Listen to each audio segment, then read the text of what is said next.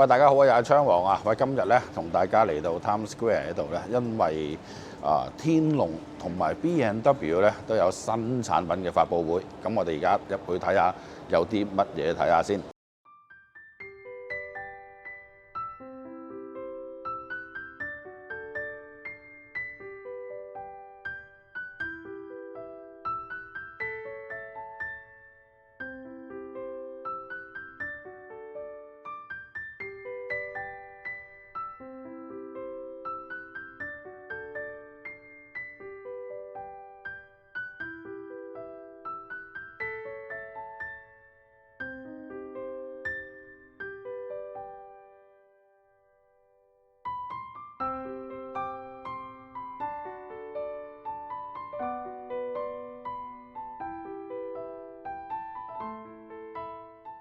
咧喺講產品之前咧，首先要多謝呢個大家嚟之餘咧，都多謝咧 AV Live 今日咧提供個場地，因為咧 AV Live 多謝 AV Live， 多謝晒，係啦，滾搞佢哋借個地方嚟啊！因為呢度咧其實有原因嘅嚇，因為今日我哋所講嘅產品咧，就其實咧就今日講嘅產品咧都全部係同呢度都好有關，唔緊要啦，一陣先撳啦。OK。今日講嘅產品咧。AV Live 都有得賣啦，同埋咧都甚至今日講嗰啲嘅串流產品咧，呢度咧基本上都係可以串到晒嘅。咁所以今日呢個係一個好環境。咁啊事不宜遲啦，開始嘅時候咧，未係到威廉 Sir 嘅，咁咧大家以為講產品咧，我就係唔會講產品住嘅。咁先逼大家咧，先聽我講一講關於 HEOS 嘅嘢。咁咧 HEOS 咧就係一個本身一個串流嘅平台啦，其實咧已經大話係12-13年啦，12年啦，已經12年啦。咁咧就可能對大家嚟講，你都見過不同牌子有唔同嘅串流平台啦。但係 HEOS 咧係真係有個特色，亦都屹立到而家咧係有佢一啲特別嘅原因嘅。同埋都係講一次，呢一個咧同你一陣聽嘅產品，同埋嚟緊你今年嘅一啲嘅推廣嘅好有關係嘅。好啦，咁好啦。我都講嗱，逐年講唔使擔心啊！我哋有3個鐘時間，講笑嗱。咁呢度咧我哋由2014年開始嘅。咁2014年開始嘅時候咧，嗰陣我哋第一套嘅 HEOS 咧係真係有產品及平台嘅，所以第一套嘅叫 HEOS 5、HEOS 3、HEOS 5、HEOS 7咁樣啦，係啦。咁應該亦都有部分嘅行家都有見過㗎啦。咁係嗰陣係產品及平台一齊出嘅。咁啊當時出咗之後啦，咁本身即係個根基就喺度噶啦。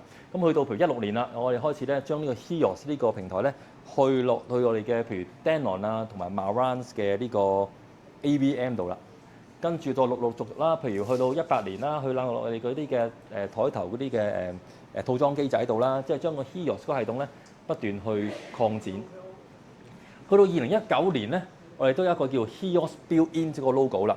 開始咧即係想將呢個平台呢個嘅 icon 咧，去擴展到喺唔同嘅產品上邊。咁跟住我哋都有去到2020年啦，會出第二代叫150、250、350啦。咁 Denon Home 都係以 Denon Home 嘅新嘅產品，都係建基於 HEOS 嗰度嘅。其實咧，佢去到2017年嘅時候咧，已經全球賣咗超有過百萬台嘅啲 HEOS 相關嘅產品。去到2020年已經去到200萬台㗎啦。去到2022年啦，去到譬如去一啲嘅兩聲道產品咧，都將 HEOS 呢個即係將網絡串流呢樣嘢，除咗一個單嘅叫做串流無線喇叭啊，掕落去我哋嘅譬如 Denon 啊、Marantz 啊嗰啲嘅音響產品嗰度嘅。咁再去到譬如去到近年嘅一啲嘅 high-end 嘅機，譬如啊 Casio 啊、Marantz 10系列咧，都喺 HEOS 呢個平台裏邊。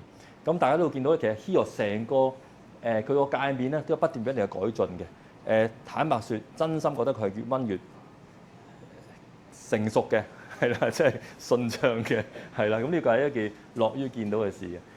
其實講緊咧，去到2025年咧，我哋而家見到點解特登整一啲嘅叫 Powered by HEOS 嘅 logo 咧，已經唔係叫 HEOS Built-in 咁簡單啦，將呢個平台再擴展落去嘅。咁咧，其實呢個直至2025年，直到而家啦。咁你講緊佢賣咗超過全球500萬台嘅 HEOS 嘅相關嘅產品。好啦。咁咧，其實咧，佢有咩與別不同嘅地方咧？咁其實當然你話串流平台好多啦，咁但係其實咧，咁講真，我哋嚟講，本身開始已經有譬如 support 24/192啦、兼容 FLAC 啊、DSD 嘅串流格式啦，我哋同時間 Denon 及 Marantz 嘅品牌都有不同類型嘅產品都有。因為大部分你見過可能就係話，我自己個品牌咪自己食翻自己嗰個品牌嘅相關個生態圈咯。咁你起碼 Denon 同 Marantz 都有啦。咁亦都有唔同種類啦，譬如由 receiver 到喇叭、聲巴到 hi-fi 組件咧，我哋都會 support HEOS 呢個玩法嘅。即係唔會話，譬如有啲牌子可能佢專叻嘅就做一個串流喇叭，就是串流喇叭，串來串去都係喇叭嚇。咁而家就講緊係成個系統嘅串聯啦。咁我哋個 app 咧可以有串流唔同嘅串流平台啦，藍牙 AirPlay 啦，以及咧就係話我哋而家係講緊咧，而家全球已經提過超過500萬台採用緊 HEOS 嘅系統嘅。咁呢度如果講緊嗰個款式嘅產品咧，都超過50種，而家現時做緊嘅。咁譬如Marantz 啊、天龍啊呢啲喇叭、串流喇叭啊，去到一啲high end 嘅擴音機咧，都會通咗 HEOS 呢個嘢。咁呢個係俾你提多次大家啊 HEOS 咧同一般嘅串流平台咧係有佢嘅特點嘅。咁啊呢啲太吹水嘅就唔再講啦，因為呢個主要都係講緊 Day One HEOS 佢個即係因為 global send 咗嚟我都要照做嘅嚇。咁佢成屋嘅玩法咧，咁其實係好理想嘅，亦都係好好嘅。譬如話喺早喺個客廳度，譬如話我哋之前有個 Denon Home 嘅50喇叭啦，嘅聲巴啦，其實你真係可以擺多隻可以做之前150做後置啦，亦或者譬如擺隻喺廚房，擺隻喺書房，去真係玩呢啲串流，其實係係真係過癮嘅，即係好似去到個商場咁，周圍都會聽到有聲，或者啲同老婆啊、仔女去揀唔同嘅歌，一個 app 就可以好快反應到去玩到。咁而家都繼續係去用緊呢樣嘢。我睇下上頭先提過啦，唔係淨係喇叭咁，譬如我哋先嘅天龍嘅唔同嘅 ABM 啊，或者兩聲道產品咧，都 support HEOS 嘅話咧，其實係越嚟越個滲透性係越嚟越高，同埋靈活度非常之高嘅。咁就而家呢個係照最新一代嘅界面啦。其實咧，亦都講真，佢真係算係跟得上潮流嘅，即係佢一條簡潔得嚟咧，真係本身其實由最初10零年前，本身你都知 Denon Marantz 都係做硬件嘢多啲㗎嘛。咁啊真係之後開始咧，特登有一個叫 user experience 啫添，專係做講緊係由個硬件個盒點開箱，到個軟件點樣撳啲掣，點樣去睇一個專責嘅 team 去特別開發嘅。咁而家佢比較簡化啲啦，即係令到啲用家更加易用啦。譬如話，其實佢來去咧下邊咧3大個掣嘅啫，一個 home、一個 rooms 同埋一個 search 嘅啫，已經包括晒所有你應該最常用嘅啦。個 home tab 就講緊你想揀咩歌、揀咩地方去即係揀咩嘅 source 啊，或者揀乜嘢嘅 favorites 啊。個 room 就係話咧，譬如你本身我哋可以 multi room， 或者譬如阿威廉好興嘅，將啲嘢都 group 埋佢啊，譬如將一對喇叭咁啊 group 埋佢又得啊，呢度做個後置咁樣可以好簡單去做分佈。做 search 咧就係嗰個就譬如揀一首歌之後咧，你可以根據你譬如係 Tidal 啊，定係唔同嘅平台咧，都 search 咗個 source 出嚟俾你。咁係其實係一個簡潔得嚟咧，就越嚟越易用，但係真心個反應係幾快嘅。而家呢一代嘅嗰個成個 app，即係唔會話好窒啊、棘啊咁樣咯。咁咧其實最主要咧呢個圖咧都反映咗成個 HEOS 嘅系統。講緊由佢譬如 support 嘅 app base 啊、HEOS 嘅 Spotify 啊、Tidal Connect 啊，香港遲啲有嘛 Cooper 好似啊，而家遲啲有，遲啲有，聽講係聽講有 OK。嗱咁譬如佢講緊 Connect 可以 WiFi 啊、Bluetooth 啊、插 USB 手指呢個都唔係隻隻牌子做到嘅。咁我哋覺得插 USB 好似好 low tech 啫喎，但係我覺得之前我去啲展覽去做咧，你講插 USB 手指係好多人好受嘅，因為即係譬如啲羅記整啲歌俾你，你吉到間房度，咁你成屋都一齊聽。其實 USB 可以啦，播 NAS 啦、AirPlay 啦，咁你同埋一大紮串流平台啦，同埋啲 high res 檔案，譬如 FLAC 啊、DSD 啊，都可以喺一個串流平台做HEOS 度可以高清傳送啦。仲有 Room Ready 咧？啊係，有冇寫 Room Ready？好似有。有。啊係 Room Ready 有冇做啲高階玩家玩 Room Ready 都可以應用到啦。咁啊唔使理啦，呢個 Music Research Better 係冇錯。好啦，咁其實咧頭先講啦 ，Powered by HEOS 而家有新個 logo 嚟嘅，即係之前叫 HEOS Built-in。如果你有玩過上代嘅話，咁咧都有原機嘅黑白底呢個咧就係講 General 嘅叫 Powered by HEOS。紅色底咧嗰個其中一個橙紅色底，不過呢個色可能變咗少。嗰個就係如果 Denon 嘅機咧就會用個紅色嘅底嘅。呢個綠色呢個其實呢個綠色嘅底咧就係佢 Marantz 嘅機嘅。咁咧唔排除有陣時有其他顏色啊。呢個賣咗關子先啊。好啦，咁啊，呢個就係 generic 嗰樣嘢啦。好啦，最後啦，唔阻大家咁時間啦，我就想講就係話呢度講咁多歷史咧，就因為講緊就係想帶出2026年咧，呢個 HEOS 嘅平台咧，仲有好多好新好正嘅嘢。咁今日咧一陣轉頭落嚟咧，阿威廉 Sir 就會講其中一樣就係硬件啦，就係頭先見到啦 Dan-on Home 嘅新嘅產品。一陣阿威廉就會講。咁但係除此之外，仲有啲咩新嘅功能咧？密切期待。今年唔使好耐嘅時間咧，喺呢啲 HEOS 方面有啲新嘅 update，係大家都會有驚喜，都覺得哇，終於嚟啦！呢個功能係啦，咁咧係咩嚟咧？礙於新公司嘅規格底下，係完全唔講得嘅，係啦。咁總之我花咁多唇舌就想話俾你聽，不久嘅將來 HEOS 有啲更新更正。頭先講喺成個家庭影音方面，點樣令到一啲係令呢個玩法更加有驚喜，更加對用家更加好玩嘅功能，係喺不久將來出現㗎啦。咁跟住落嚟時間咧，好啦，不如都係俾翻威廉 Sir 去講產品啦。好，唔該晒。好，呢個。好，即刻估有獎。好嗱，咁咧今日我哋嘅主角其實真係主力都係推呢個 Dan-on Home 嘅喇叭。大家頭先都見到啦，2014年開始到2026年12年先出3款，真係遲，但好過冇到。有新款好過冇嘅。大家都睇到個樣咧，個係比較靚仔啦，圓潤啲啦嚇。好啦，咁呢度咧新嘅 Dan-on 嘅 Home Speaker 咧係有幾個特色嘅。第一，支持 Spatial Audio， 即係 Dolby Atmos Music。咁第二咧就係新嘅 design 啦，個外觀咧係都頭先咁講啦，圓潤啲。無論係細嘅呢隻、中嘅呢隻同埋大嘅呢隻，你發覺嗰個設計都係比較時尚之餘，亦都入屋咧都好混合到屋企嘅設計、裝修設計。咁第三咧就係 Connect by HEOS 啦，當然係 HEOS 嘅操縱可以喺揾到好多嘢。咁係 Improve Integration， 咁佢係可以融合好多有 HEOS 嘅呢個 module 嘅一啲產品，融合出嚟玩其他啲功能嘅。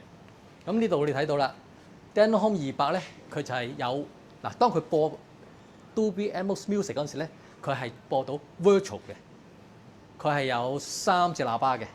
3隻喇叭邊3隻咧？係2隻咁樣開，同埋1隻低音。佢比上一代嘅產品咧多咗35% 嘅 power。咁去到 Dan-on Home 400呢一件，佢係有真嘅 up firing， 即係話呢度有喇叭嘅。佢係有6個喇叭單元，佢比上一代嘅250嘅 power 多咗13%。咁去到最大嘅呢隻300-600呢個 Dan-on Home 600啦，咁呢個係 fit for 呢啲大啲嘅空間嘅。咁佢係真嘅 Atmos 喇叭啦，亦都可以有8隻單元嘅，比之前嘅產品350佢係多咗21% 嘅 power。好啦，就係設計嗰陣時咧，佢哋亦都係好講究嘅，因為你會見到咧個底呢啲位咧係金屬嚟，個背脊係金屬，個底呢啲金屬咧，佢全部都係 aluminium。咁另外咧，佢就會將個設計個外觀啦，亦都 fit for 屋企啦。佢呢度頂嗰個係 silicone rubber， 咁係唔會黐手啊，亦都係好耐用，同埋可以特聲唔會潮濕啊嗰啲嘢。咁另外咧，包住呢啲位嘅就係呢啲可以係叫做音響透明嘅，即係對音響嘅特性係透明嘅布質 fiber 嚟嘅。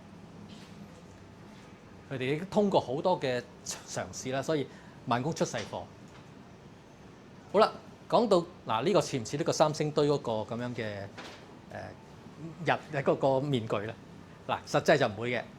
呢個咧就係2個1寸嘅，我哋差唔多叫做差唔多全音域嘅啦，因為佢個頻率去到400周，400到20K。咁另外咧，呢個咧就係4寸嘅低音。佢個 cover 到咧就差唔多由呢個60-70已經 cover 到2萬周啦。即係單砌一隻，你唔好睇小佢個低音真係幾厲害。好啦，而呢一隻嘅1寸單元咧，亦都裝咗喺400嗰個位，400嘅反射喇叭嗰度。好啦，咁啊呢個就係400同600啦，咁你會見到佢有真係嘅反射喇叭。嗱，你見到啲角度比較特別喎，呢兩個向外啲，因為當佢哋做開發研究嗰陣時咧係咁樣砌嘅，即係試過啱個位先至擺入去嘅，就唔係求其，即係唔會求其嘅，係好用心做嘅。好啦，呢個400嚟講咧，你會見到係1寸呢個0.75寸嘅高音，4寸半嘅低音兩隻，即係話其實你咁劏開咧就係兩隻喇叭嚟嘅，所以佢呢個係2.0.2。好啦，去到600咧就大咗好多啦，一隻0.75寸嘅高音啦，2.5寸嘅中音，咁呢度算一隻單元，呢度都係2.5寸嘅嗰個反射喇叭，咁呢度咧有兩隻6寸半嘅低音，呢個結構咧2.1.2，得唔得？每一隻喇叭都有獨立嘅 amplifier 推嘅。好啦，至於個低音嗱，嗰個中音啦、低音啦，佢哋嘅用嘅材料咧，都係一啲叫做Aroma Fiber， 即係可以講啲叫超硬身嘅紙，咁變咗一個音響特性亦都好啲嘅。咁另外仲有咧，你見到啲邊咧係特別厚嘅，同埋咧佢係設計上咧係不平，即係不平衡地一啲厚啲一邊薄啲咧，希望就係嗱個單元推出去收翻嚟嗰陣時咧，個速度會快啲，即係反應會順便快啲，相對亦都可以令到啲低音嚟講咧失真更低，同埋嗰個聲音嘅特色更好嘅。好啦，呢個咧就解開㗎啦，我哋冇得睇嘅。其實喺日本咧，佢係有個透明嘅箱俾你睇到嘅。佢個箱體咧係用 glass fiber reinforced 嘅 resin， 即係話玻璃纖維嘅樹枝做嘅，係非常之硬。除此之外咧，佢喺400同埋600咧係有特別嘅撐支撐，令到個箱體更加結實。嗱，呢個你睇得出咧，佢係以一個靚嘅音箱嘅結構去開發嘅。另外就係話呢隻嘅6寸半兩隻低音咧係對向嘅，喺個磁鐵嗰度係連接一齊嘅。咁只係話佢震動嗰時咧就會大大減低個震動，咁令到個低音出嚟得更乾淨，同埋冇一個vibration 嘅。咁當然啦，用嗰個呢個心臟部分嚟㗎啦，佢嘅係我哋 HEOS 嘅 module 咧 AIOS 7，呢個特別嘅地方咧，佢係支持 Dolby Atmos 嘅 streaming。咁呢個咧我哋採用 ARM 嘅 Cortex A55，咁呢個咧係一個4核嘅一個芯片嚟嘅。佢芯片入邊亦都有呢個64 bit 嘅處理，芯片入邊有 DSP 成分咧，可以處理到 Dolby Atmos 嘅 soundtrack。另外佢係 support WiFi 6E 同埋呢個LE audio， 仲有更慳電。咁喺音頻放大器部分咧，亦都用得好講究，因為佢要用啲更大 power 嘅開關電源，即係供電嗰部分啦。咁另外咧接嗰個喇叭嘅 Power M 嗰度係用啲大啲嘅 coil， 呢個 coil 咧就係用無酸銅嘅。咁另外呢個就係嗰個電容電感電容，可以令到個擴音機個操作更穩定之餘咧，個低音嘅衝擊力亦都更好。咁呢啲咧冚唪唥都係有賴我哋嘅 Yamaha Uchisan 呢個 Sound Master 去做一個聲音嘅調校。咁佢就係我哋嘅把關嘅老臣子啦，佢都做咗好多年㗎啦。咁佢對啲零件嘅聲音嘅改變係好清楚嘅，所以喺開發期間咧，佢俾咗好多意見，最後出嚟嘅就係達到佢要求心目中嘅天龍嘅聲音。咁陣間你會聽到㗎啦。好啦，因為呢架機係支持 Dolby Atmos 嘅，佢有個3D 嘅 spatial mode。好啦，但係如果你唔想聽嘅話咧，佢有另外一個 pure mode 嘅。pure mode 咧就 bypass 咗呢個 3D 嘅 rendering 嘅效果嘅電路，就達到還原翻聲音嘅正確嘅聲音啦、低音啊、動態啊各方面嘅嘢。好啦，咁呢度喺度點教咧？喺個 Apps 嗰度教，喺嘅 HEOS 嘅 App 嗰度咧，如果你係播放嗰個歌嘅頁面咧，撳呢個好似個 Equalizer 嘅鍵咧，你就會見到有個咁樣嘅 sound mode。喺入邊咧，你可以揀 Auto 或者 Pure。揀 Auto 嘅話咧，就係用 3D rendering 嘅，因為喺個 Denon 呢度嘅咧，佢係自己做咗一個自己嘅運算形式啦，可以將一般嘅 stereo 都可以上運變咗 3D 效果。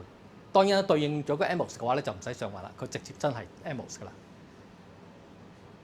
仲有咧就係可以有喺入邊咧係有另外一個處理，可以校聲音嘅闊度同埋個高度嘅，都喺個 APP 度校嘅。你會見到咧呢度有個 EQ，咁其實呢個 EQ 係咩咧？就係個 Apps 嗰度有問你你個喇叭擺位嘅。如果你擺咗出嚟，咁就咩 freestanding 啦。咁樣呢個位咧，我就揀咗係貼一邊牆啦。咁如果擺長角落嘅話咧，就揀貼兩邊牆，佢會自動有個 EQ 修正，就唔會等到低音太多嘅。好啦，同一個地方，如果你揀3 mode 揀咗 Sound Control，就會出 Sound Control 噶啦。咁呢度咧有 Bass 啦、Treble 啦、Width 啦，同埋 Height 可以再自己就執到自己喜歡嘅聲音嘅。如果對比舊有嘅型號嘅150咧，你見到咧 Denholm 200咧係 2.1.0 3隻喇叭，可以支持 Dolby Atmos 嘅 Virtual 播放，Sound Mode 佢都有嘅。OK， 佢嘅 Dolby 個 EOS Module 咧係叫7.0嘅。嗱，咁呢個嘅 power 咧亦都比之前嘅150咧大。呢個係個開關電源嘅 power。如果照睇嘅 size 咧，亦都相對大咗啲嘅。好啦，400同埋600咧，亦都係有好大嘅改進啦。相對上一代嘅400同250比較咧，250係一個2.00 4喇叭設計 ，Denholm 400咧就係 2.0.2 6個喇叭設計，支持真嘅 Dolby Atmos 嘅 Upfiring 同埋有3 mode 校 ，iOS 係7.0，嗰個 power 咧，即係個 switching power 咧就係60 W。咁呢個咁樣佢嘅 size 亦都相對更大一隻，大啲嘅。咁去到600嘅話咧，佢對比350咧，600係 2.1.2 8個單元，有2隻 Upfiring 喇叭支持真嘅 Atmos 嘅對應。佢個 switching power 咧就係有90 W 嘅。另外 size 咧相對亦都係大隻啲嘅。咁應用期間咧，單一隻喇叭其實每一隻喇叭單一隻都係一個立體聲播放。其實你係唔需要買2隻嘅，當然買2隻我就開心啦，又多1倍嘅生意，鋪頭都開心嘅。2隻喇叭咁，當佢哋 set 做 stereo pairing 嘅話咧，咁就可以玩2個即係真正嘅立體聲播放。咁視乎空間啦，細嘅地方就係呢個咁嘅200度啦，大啲嘅就400啦，再大啲就600。去到 surround 嘅話咧，佢可以 pair 呢個我哋嘅 Denholm Soundbar 550去做一個 wireless surround 嘅。咁另外咧 grouping 咧，除咗 group 翻自己嘅喇叭之外咧，其實所有 HEOS 嘅產品都可以 group 埋佢嘅，譬如 AVM 啊、嗰啲迷你組合啊，或者係個 streaming amplifier 啊，如果屋企有嘅話咧，係可以一齊串埋一齊開聲。咁當然獨立自己玩嘅都得。咁呢個咧係支持Atmos 嘅。咁 Atmos 嘅 music 喺邊度嚟嘅咧 ？Tidal 係有 Atmos soundtrack 嘅。咁除此之外咧，喺歐洲美國嗰邊咧 ，Amazon 嘅Music Unlimited 佢都有嘅。咁其實 Apple 都有嘅。Apple 嘅話咧，我哋會遲啲有個 OTA 就話 Apple Music 通過 AirPlay 2射過去都得嘅。不過呢個就未有。咁當然啦，好似而家咁樣啦。一隻喇叭加一個我哋嘅新嘅 DP 500 BT 嘅無線嘅藍牙唱盤就已經可以夠玩啦，因為佢本身已經係有所有嘅串流平台，咁你聽串流嘅歌已經有晒啦，咁聽唱片嘅時興嘅話，咁揀呢隻已經 OK 啦。咁其實我哋所有 Denholm 系統咧都有個 aux in 嘅，有個3.5mm 嘅 jack 嘅。好啦，咁如果你話我可以唔用呢隻嘅話，你就算係有built-in 有 Phono EQ 嘅唱盤，紅白線插入去，即係3.5轉紅白 RC 嘅，咁亦都已經可以玩到。咁當然我哋係支持環保啦，大公司嘛。咁我哋所有嘅今代嘅 packing 咧，都係呢啲再造紙，就紙張做呢啲帽嘅。咁 even 連個銷呢個條咧，都係用紙做㗎啦，唔用貼，唔用膠。咁另外個盒咧都係用 FSC 認證，即係環保物料嚟嘅，即係重造嘅物料嚟嘅。咁大致咧產品就介紹完啦。咁呢度有個 video，我哋睇睇。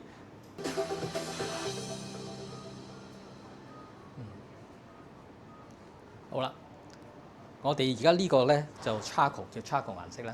咁呢個叫 stone， 咁啊我哋簡單嘅灰色同黑色啦，白色啦。咁呢個就靚仔啲嘅。好啦，咁價錢嚟講咧 ，Denon Home 200咧就係建議零售價2780，Denon Home 400咧就係3980，而 Denon Home 600咧就係5580，咁啊相對合理嘅價錢嚟嘅。咁charcoal 啦，碳黑色同埋石灰色嘅 stone 啦。好，咁呢度唱盤咧就係一個次要角色，我都會略略講講。講完之後就 demo 噶啦。咁唱盤嚟講咧，DP500 BT 咧，佢對我嚟講就叫藍牙嘅，佢只係有藍牙發射出嚟嘅。好啦，佢重要地方咧就係佢藍牙嘅支持嘅格式咧係支持 aptX、aptX HD、DPTX Adaptive。如果你嘅耳機支持嘅話，佢直接就可以直接聽啦，咁係比較高質素嘅。咁當然啦，佢嘅本身嘅質量亦都好好嘅。佢係由我哋嘅 DP3000 我哋比較高級嘅 Hi-Fi 嘅一個唱盤啦。佢嘅結構嘅 DNA 即係結構彩造擺入嚟，佢亦都有一個第一 S 臂跟埋一個唱頭，呢個 MM 唱頭嚟嘅。咁另外咧，佢唱盤亦都有個built-in嘅 Phono EQ， 即係話你係唔需要一個amplifier 去再做，佢已經可以直接用，所以佢直接可以接去啲喇叭度。咁另外嚟講咧，唱臂咧唱到尾咧就會自動停，即係驚你聽得舒服得滯恰着咗，就唔會令到個唱頭壞有問題嘅。咁個唱片嗰個 speed 咧係有33有1/3，45同埋78嘅。咁喺呢度可以就咁慢慢夾。咁仲有個特點咧，就係呢個咧就係個藍牙嘅觸發，即係 pairing mode。當你需要接嘅話咧，撳住佢唔好放手，佢就會由藍色就變紫紅咁樣就進入 pairing mode。咁到你要 pair 嘅，譬如某一啲耳機，你進入 pairing mode 之後咧，佢就自己會對到噶啦，就非常之方便嘅。咁呢個嚟講咧，就係我哋中級嘅產品啦，頂級嘅就係 DP3000啦。下邊咧就有 DP450同埋400，依家呢啲咧都喺香港賣緊嘅。咁你會睇到個設計咧，個特色咧係非常之類似，尤其係隻腳。所以個質素嚟講咧，亦都係非常之高嘅，同本身個機嘅重量，個唱盤嘅重量係有一定嘅重量，防震嘅結構嘅。咁你見到你隻腳咧，唱臂咧都係非常之類似。咁呢個咧就個唱臂嘅結構係點樣進行呢個自動 detect 翻，即係去到唱到最尾會起臂啦。咁呢度嚟講咧，你會見到有個 equalizer、Phono EQ 嚟嘅。咁你需要佢內置個 Phono EQ 用嘅話咧，就 touch 著佢啦。如果唔係嘅話咧，你只要駁去外置一個擴音機嘅 MM 放大器咧，咁就要直接 off 呢個輸出水線 power on off 啦。呢個即係 auto stop 嘅呢個功能啦，咁佢跟埋一個自電源嘅啦。好，呢啲係靚仔相啦。佢本身有個蓋嘅，一陣間我會攞出嚟就大家再影相。咁呢個盤咧，我哋叫價咧就係6880嘅。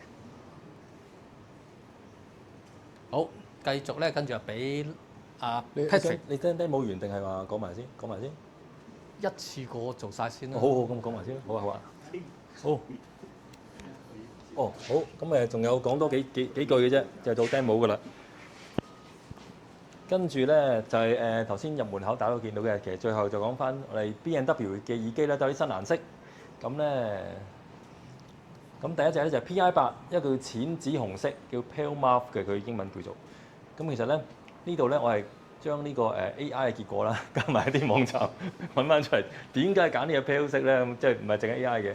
咁佢係一種有真係帶有高級感嘅顏色嚟嘅嚇。嗰啲咩花我就真係唔識啦嚇。咁就係令人優雅寧靜帶復古，咁亦都係嘅。